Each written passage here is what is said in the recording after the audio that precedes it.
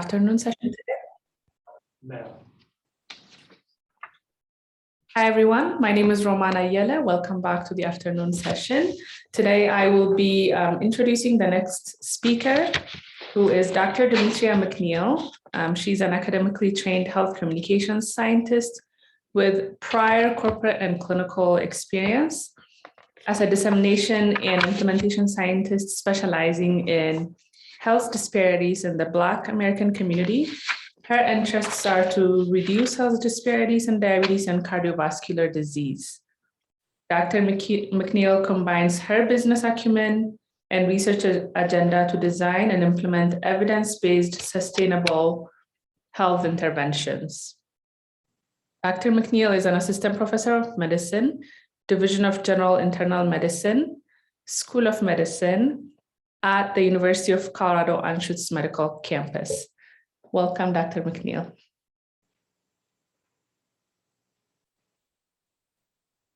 Thank you. I am very excited to be leading this session today. And one of the things that I want to make sure that everyone who's joining today understands that this is actually a very engaging session. So the ask is going to be for you to participate as we're moving along, because this session is actually geared toward reviewing the archives of the prior 2 years of the COPRH conference. So for those of you that are new and are just joining the conference this year, you may not be aware that COPRH actually is in its 3rd year this year. And so because of that, we are going to sort of take a stroll, if you will, down memory lane and go through not only some of the highlights of the prior years of the conference, but also point out some very key insights and information that was learned across each conference. So just to kind of give you a level set, I taking you here to the COPRH homepage for this year's conference. So for 2022 conference, if you're here and you actually scroll to the bottom, you will see where it says view the COPRH archives, and you see years 2021 and the years 2020. We're actually going to start in the year 2020. And something that's really nice about the conference is that over the past 3 years, it has really evolved. In fact, in the first year of COPRH in 2020, unfortunately, that was the very first year of our pandemic. So everything immediately had to be transferred to an online format. And it was also a 2-day conference in that year. And the theme, as you will see, was actually planning for real world impact. You can see when you click on the 2020 archives that there are 6 options here that introduce, obviously, the planning committee, goes through the agenda, the conversational forums that were available at that time, all of the speakers with their bios and contact information, and then the posters as well as a workbook. We're going to come back to that workbook because that's something that was extremely instrumental in terms of the success of the conference. But I really want to point your attention now to the agenda. Why? Because the agenda is where all of the recordings, information, slides, etc. live. One of the things that we're also going to go through are several of the tools that were discussed during this time. But if you begin, so with day 1 and day 2, you can see here, there's applets there of each of the days of the conference. And what I want to do is just really quickly sort of click on, for example, what the keynote address was. You can see Amy Kilborn gave it that year. And on the right, you see an introduction of the speaker, but then there's the description of what was discussed. But more importantly, you can actually watch the presentation here. There are supporting handouts, and then there's the conference workbook that I mentioned earlier.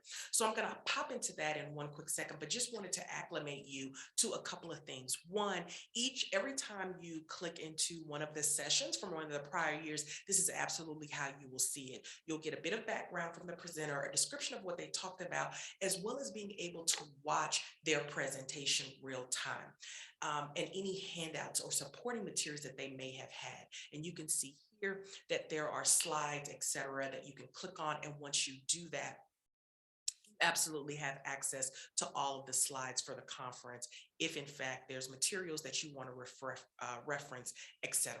So that's available for you as well.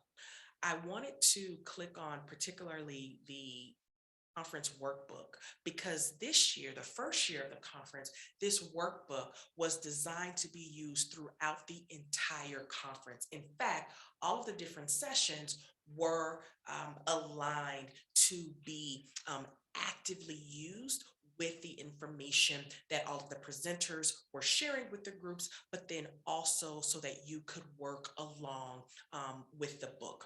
What I will say here is it's expertly designed, and there are real-time exercises that are real nice that actually align through each of the presentations over the course of the 2 days that the conference was held.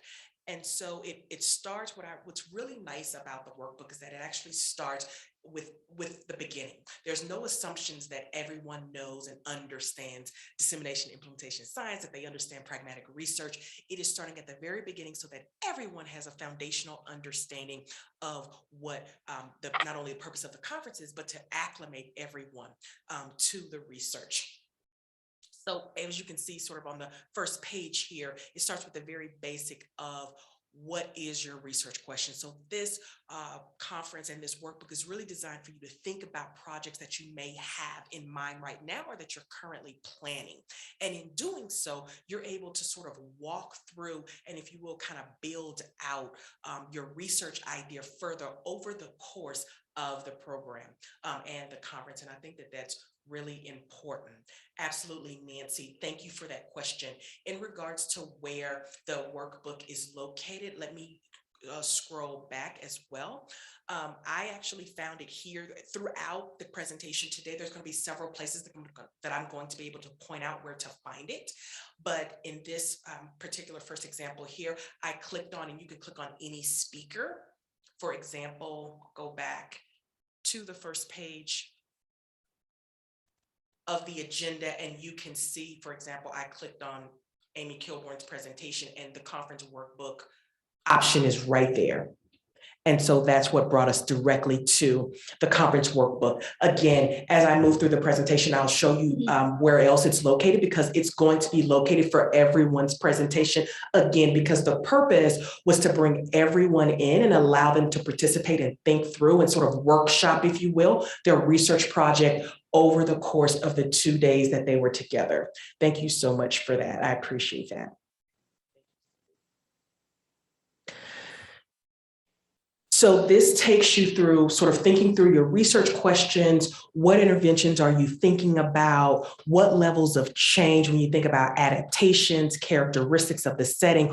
All of that was here. And let me say this, these are all fillable fields. So that's the other thing that's really important, is that this is not a static document. This is a document that you can continue to use over and over again and has fillable fields for you to be able to use. So you see here, there's also direction around where this particular part of the workbook is leading you to align with the certain presentations that are occurring. So when you think through the frameworks, as well as planning your pragmatic research, specifically thinking around adaptation, usage, how to measure, et cetera, that's what this, for example, page is for. And again, these are all fillable fields. I will not take the time to sort of go through every single page that the workbook has, obviously, because there's 26 total pages. Respect for time, don't want to do that, but did want to make sure that I brought your attention to the workbook, the usefulness of the workbook, and the kinds of things that are in the workbook, and to let you know that everything in it is actually fillable. And it's something, for example, here, so you can click and you can use over and over again as you're beginning to think through and plan out your particular research projects. Again, this one specifically at the time, there was sessions on the types of trials that you can run. And obviously, if it's non-randomized, is it randomized, is it wedge, et cetera. All of that was here for you, again, to feel and to be able to workshop, if you will, what your project was at the time. And they aligned with the respective conferences, sessions that were occurring. I want to go back to the agenda for the conference of the year 2020 to again bring your attention to not only that particular resource that was available, but also acclimate you to the fact that you can also watch the recording. As I mentioned on the last session, when we clicked on the plenary by Amy Kilborn, I've now clicked on a different session that was obviously led by Russ Glasgow here. Ross Bronson, Amy Kilborn was a part of this, as well as Borsica. This was a panel discussion, but you can see here on the left, the conference workbook again is here. So you can always reference it through each of the sessions throughout. Also, if there are any handouts or slides, those are going to be listed under the handouts. And of course, you can always watch the recording.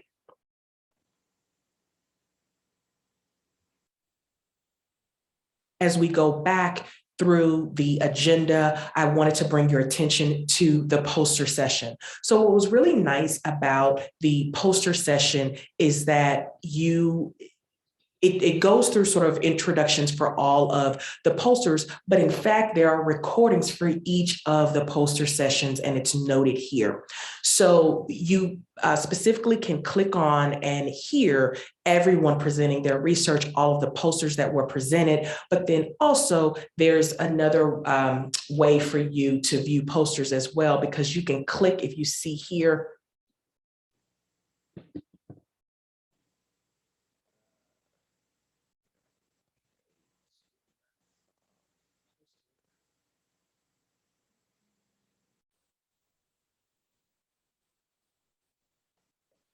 so if you also click on COPRH posters, this is a really nice way to display it. And this is also available for each of the years. You can see the posters in aggregate, right? So you can see all of them, or you can view them by respective areas of interest. So measures and evaluations, planning methods and frameworks, and study design and analyses. And so what's really nice, again, you can see them in aggregate. You can watch them as we did on the video clip, or you can choose based on focus. So let me click on one just so that you can see sort of what that looks like. You see here that it highlights the presenter of the respective poster, and then it actually breaks down research, the background methods, results, discussion, and then the actual poster. If you do not want to scroll down, you can actually hyperlink over here on the right, and you click directly down to the poster. You can go back and you can actually hyperlink and watch the video, in fact, of the poster presentation as well. So there's a lot of ways in which you can access the information that's presented here in regards to how to view the posters, et cetera. So I wanted to make sure that you all saw that too. I wanted to reference, there was ask again around the workbook. When you click on the resources and the 2020 archives, the last option here that says the COPRH workbook is available. And when you click on that, again, you have access to the workbook. So being able to access the workbook is available through many different ways within each respective session that occurred. There's gonna be the drop down for the workbook access on the bottom left, but then also when you click on resources and you look at archives right here, you can see that there's a workbook. And I do appreciate Cindy for inputting the link. So if you look in the chat box, there's also a link. I encourage everyone to obviously save this for a place that they can reference in the future. When we move forward to the year of 2021 and last year's conference, unfortunately, we were still living in the pandemic at that time. And so the conference also had to be held remotely. But one of the things that was nice, I mentioned at the outset that the conference has taken on a bit of an evolution, and evolution it did in that it was extended to 3 days across last year. So the first year was a 2-day online only available conference. Last year, it became a 3-day online only conference. And so something that's nice is what was instituted was 2 learning tracks. And the purpose of that was to actually expand the learning for folks that potentially wanted to take a deep dive in a respective area. So when you look at the agenda, and again, let me remind everyone how I got here. If you're on the resources tab on the main COPRH website, and you're in 2021 archives, you actually click down the third option and it says the agenda. That's absolutely where we are. And again, much like it looked for the year 2020, you can see that there's the initial pre-conference, there's the welcome available, and then obviously there's the keynote. I highlighted for this year, the one thing that was different that started last year was the option of 2 tracks, which is also available this year. In track 1, it was focused on dissemination and implementation, and track 2 was on data science and biostatistics. So as you can see from the remaining of the afternoon, so the tracks sort of switch over, if you will, started from the lunch hour and move through the conclusion of the conference at 3:15 across last year. And so what that allowed you to do was from the lunch hour to approximately the end of the conference at 3:15 to again, focus on a particular area or to concentrate, if you will. And across this year was on dissemination and implementation and data science and biostatistics. And again, just as we saw before, anytime you want to click on a respective session, you absolutely have the option of looking at the slides, handout materials, and actually watching the video. And you can see the video here, and you just click start and it will play absolutely for you. Obviously, kind of don't want to go through that, but just wanted to show you how it works for us. I wanted to take a second and pause, make sure there are haven't been answered, and there haven't. But before I continue, I wanted to pose a couple questions to the audience and participants here, because I did ask and share with you that this would be sort of an engaging session, an opportunity for me to receive feedback from you. One of the things that we're doing, obviously, these are the archives from the first year, the second year of the conference. This year's conference information will be archived in approximately a week. So it takes about a week. You'll get an email. I received, I believe, notification that lets you know that everything has been archived and you'll be able to access it just like you did last year, as well as the prior year's conference. I'm curious to know from folks that are on the chat or even folks in the room, how you have been able to apply some of the tools or the research from the COPRH conference, possibly over the past 3 years in your current practice, or at least in your sort of research design or project as idea development, et cetera. You can either put it in the chat, or if you're in the room, please feel free to raise your hand and shout it out, because it's just a couple of us in here.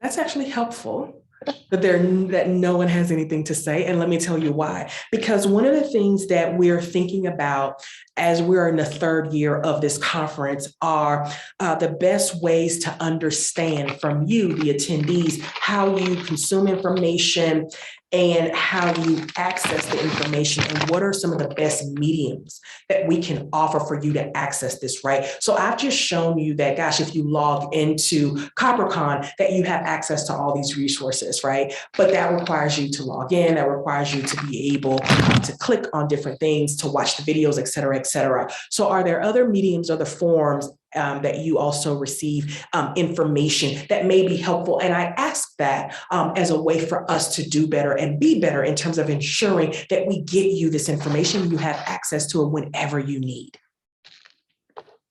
Cindy, thank you so much. Cindy has used the resources, and she's used many of them and references to write a grant.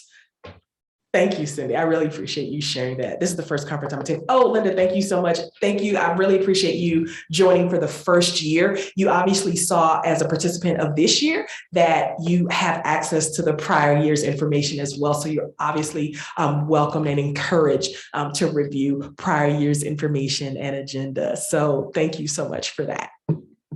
So in terms of accessibility, referencing mediums for receiving information, this type of information in particular, are there any options or recommendations that you all may have? That's in the chat. Let me look in the chat. Yes, ma'am. My name is Rachel, and I will start my PhD program in August. So Congratulations. I quickly realized that the Accord website was a good place to get some information and help guide me through the next 4 years. So my only comment is that it seems very user friendly, and I appreciate the access to previous years. So Rachel, thank you for saying that the Accord. So let me just kind of give a shameless plug for Accords, because they are the program that obviously hosts and kind of where COPRH sits and is housed. But what I will throw out, and it was available for all years of the conference, and it's also available for this year of the conference, is Accords specifically offers consultation for folks if they want to go beyond the resources that they have here, or they really need sort of personal kind of one-on-one direction, guidance, or to Cindy's point, when she said she's brought up or has written it in her grants and things like that, absolutely can reach out as a resource to Accords and the D&I program specifically for on-site, or shall I say in-person and online available consultations as a member of the CCTSI. So I want to make sure that everyone sort of understands that that is absolutely a resource. The director of Accords, Dr. Kim, mentioned that at the outset of the welcome of this conference. And so I just want to take an opportunity to sort of reiterate that and let folks know that as an attendee and someone that can reference this information, do not feel like you're sort of kind of left out there once the conference concludes. There's always opportunities to sort of re-engage and come back to the Accords family if there is need or for support and ongoing direction for that. Are there any other in-person questions? Yes, ma'am. Ramon, yes, ma'am. So I have used some of the presentations from previous years. Yes. When colleagues ask about rapid analysis or mixed methods, and I would share that information with them instead of putting something new together. So Ramon, thank you. That is a really great point for those listening online. Not sure if you heard, but Ramon mentioned that it's a great, how she has used the resources previously is when specifically for rapid iteration and development of intervention, she has directed folks and has used some of these presentations to sort of introduce folks and bring them up to speed. It's a great way to not have to recreate presentations or information for folks. So that's actually a good way to use it, is to direct people. So even if you all have not directly participated with in the COPRH conference, if you have team members or colleagues that are also interested, it's kind of a great way to kind of direct them or at least provide them with some of the resources. So for example, when you think through the workbook that was available in the very first year of the conference in 2020 that we just reviewed, that's a great way to kind of give someone a very kind of foundational understanding of how to work through their research and think about it in a very dissemination and implementation way, and to think about it in a way from trialing what an intervention would look like. I will now turn to the questions so that I do not miss those folks. Miranda's asking, it's my first time attending. I'm wondering if there's a timeline for how long these resources are available. Will the login work for only a set amount of time, or do we have access to these resources moving forward whenever we need to reference them? So Miranda, that's a really good question. As of now, my understanding is that these resources will definitely be available through the end of the year. What I will say, which is sort of why we're kind of running this session here in terms of getting input, is understanding if we were to transition the availability and the housing, if you will, of where these resources sit, sort of where would that be, and sort of what would that look like in terms of ensuring that everyone still has access to it. So in terms of, the short answer to your question is from the login perspective and using this website to kind of log in and access the materials that way, that will be available through the end of this year. If and when that changes, there will be communication sent out. So it's not something that will just sort of disappear and you're kind of left hanging. There will be notification. There will be a way for you to, again, remain informed of what's going on. Is it possible to add a link to the website that has D&I frameworks? So yes, Channing, thank you for that question. So a couple of things have come out of the website, or I'm sorry, out of the conference, and I can't remember exactly which session it was. I believe it was Bethany mentioned several websites. I will bring this one up. There's also another one that I will bring up that is a good point to have links to the website for D&I frameworks. And I think, Channing, that's a great idea. I'm actually writing that down to have it maybe separate, because there are links available, but they're embedded in each of the presentations, right? So in order to look at them or understand them, you would watch the presentation. Another location where the website, or I'm sorry, where websites are, is in fact in the workbook. There's actually mention of dissemination and implementation right here.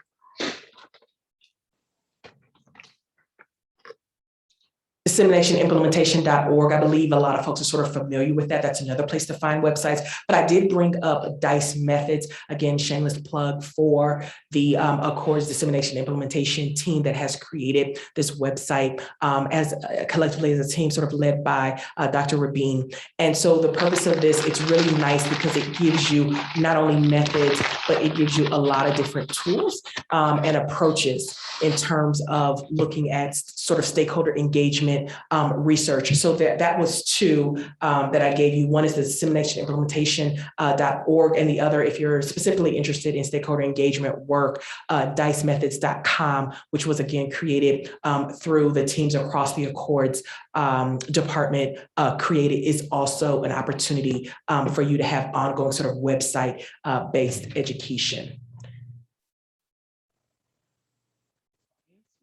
Question. Thank you so much for the questions. Oh, thank you, Ramon, for the minute. Cindy, thank you for your comments. Nancy, thank you so much. I'm glad you like the resources. Thank you. Okay, so now I kind of want to turn your attention, if you will. We're going to go back. This, again, that was the workbook. I want to make sure that we look at poster sessions again from last year, and want you to specifically kind of think through the way that they're presented. So obviously there are a lot more sessions for the posters across last year than there were for our first year. Again, you can look at the entire session of all posters this way, right?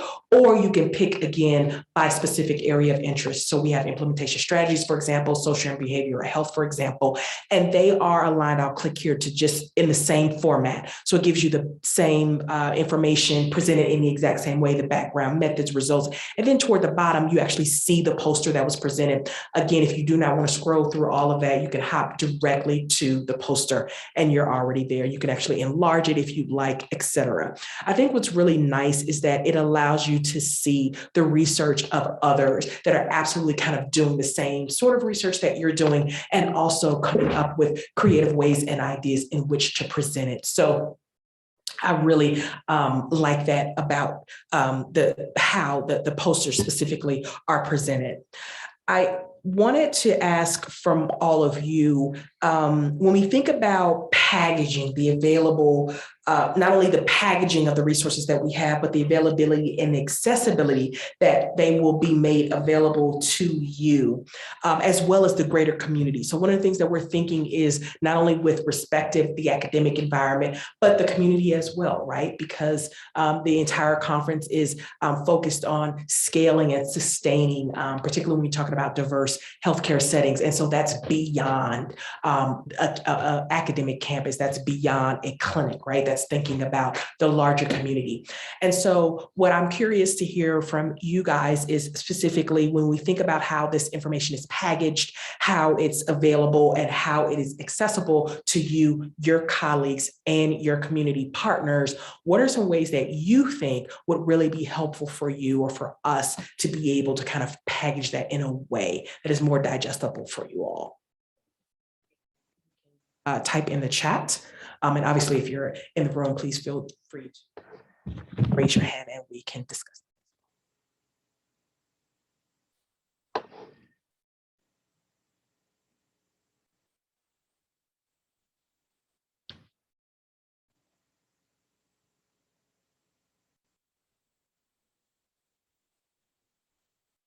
Got Ramon. So if it seems like the resources are really well organized, and I have used it before, and it's just high quality.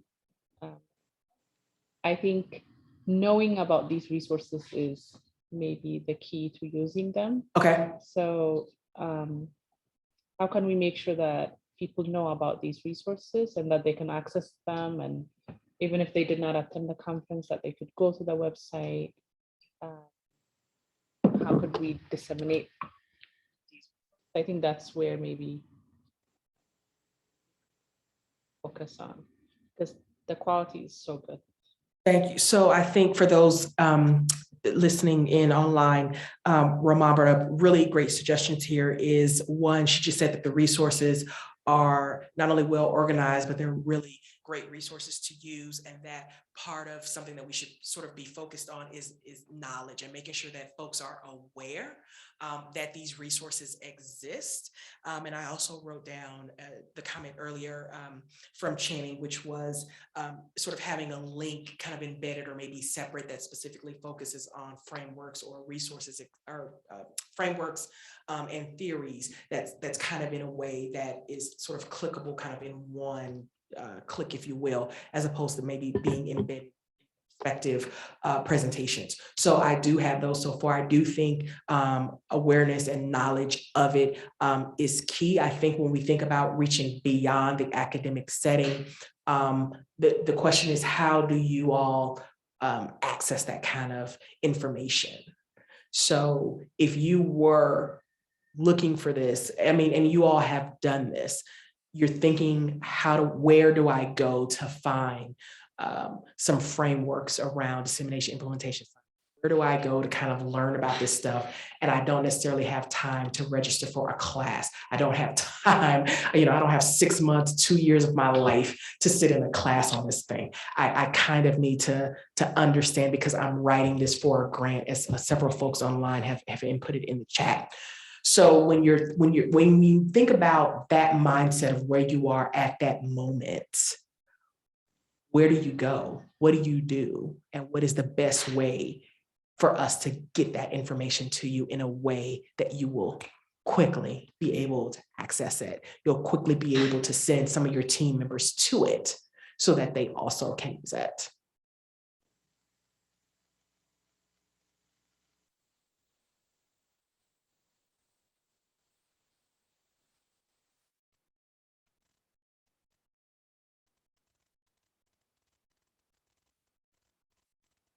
Nancy, that's so in regards to the slides from today, I believe that while the session is live, that you can access them, I believe. In terms of sessions that have already occurred, I'm not sure you can access those just yet. Because that is what takes about a week for all of the folks to archive that. So I am not sure you can access, for example, sessions that have already ended for the day. I'm not sure if you can go back and replay those or access their slides right now.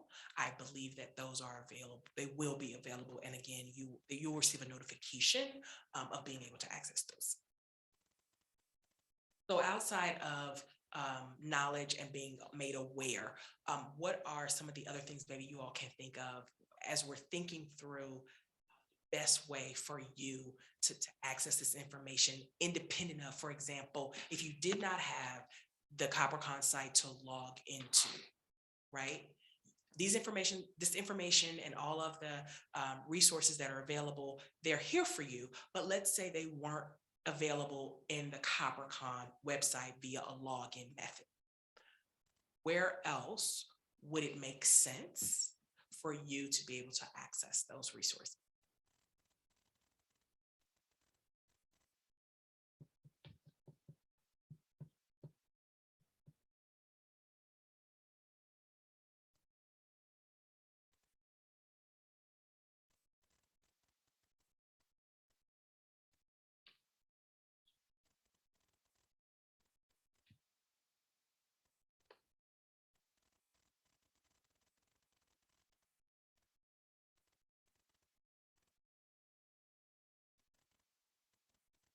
Yeah, Nancy, thank you for that.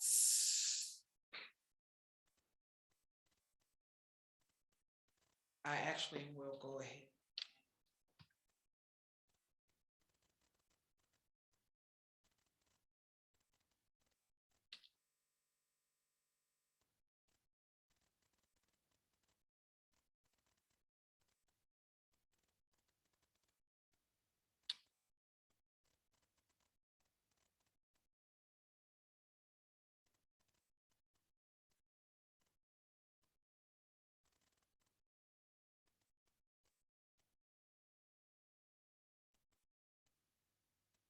There are, so Nancy brought up a question around a website about dissemination implementation. So there are actually several websites and many resources online that sort of specifically talk about dissemination implementation science, also the inclusion of communication, or I'm sorry, around community engagement as well. And I brought a couple of those up here that you can see. To Channing's point that there should be a hyperlink, for example, within some of the resources that we have available to you so that you can specifically kind of click or hyperlink to these websites from the COPRH archives here. I think that that is a point well taken and something that we will consider in terms of having sort of, if you will, online or linked resources so that you all can access that as well.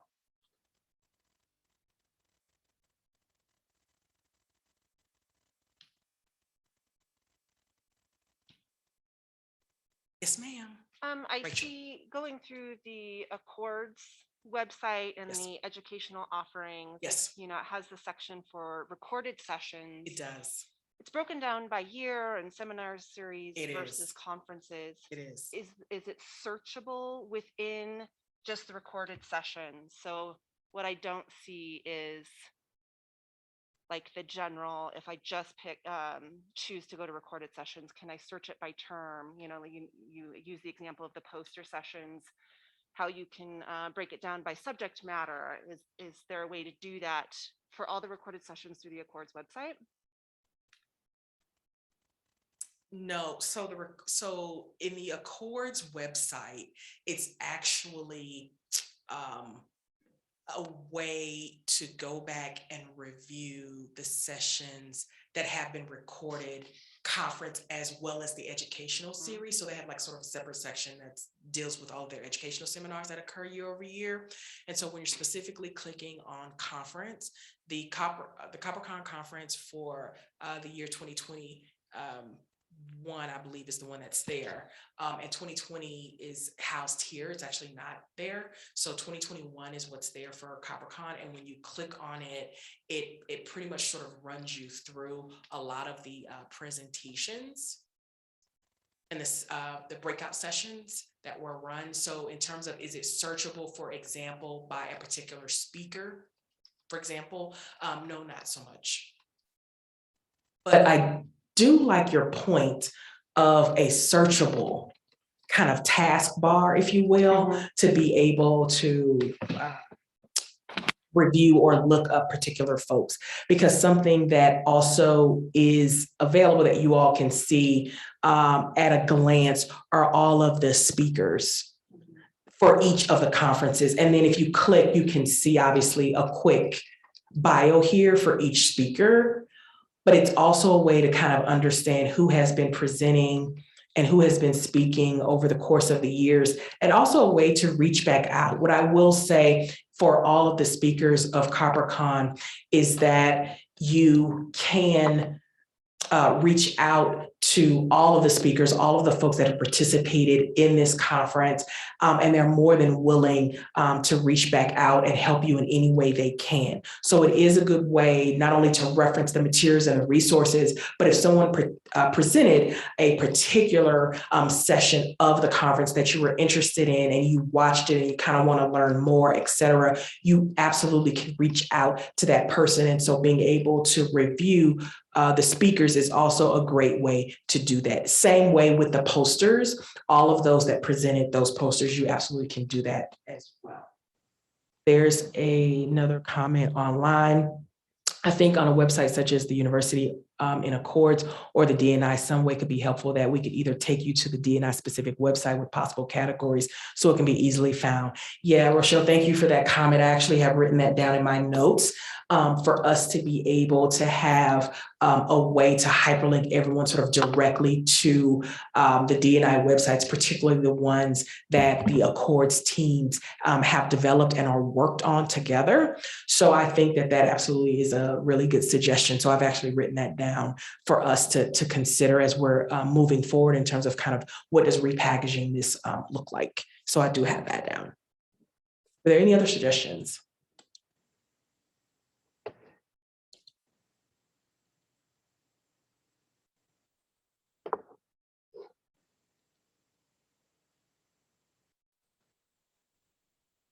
I'll take this opportunity to just kind of open it up if there are specific questions that folks may have around not only the previous conference years and accessing those resources, but if you have any specific questions kind of around sort of what's next, what it looks like for COPRH, et cetera, I'll open that up for any conversation or questions that you all may have.